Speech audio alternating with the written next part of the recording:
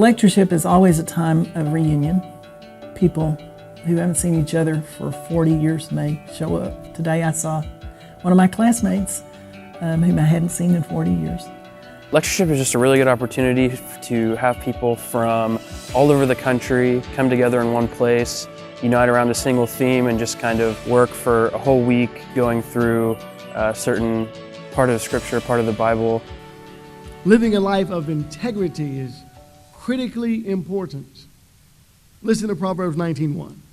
Better is a poor man who walks in his integrity than he who is perverse in speech and is a fool.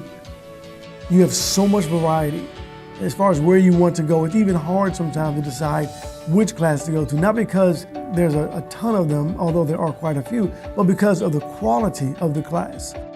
I got to sit in on a lecture about the sacred names of God. And the part I sat in was purely contextual, purely historical, a little bit over my head, and I loved every bit of it because it helps me make sense of what I read. But in classical Greek, they never used the word or the concept of agape love. They never knew, the philosophers never knew what that meant.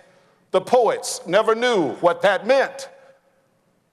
To have this unconquerable benevolence towards someone.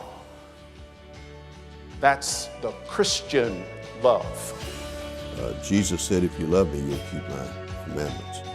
And the wonderful principles of the Old Testament are lived out by Jesus, and he wants us to live it out in the New Testament. And that's all a part of the lectureship this year.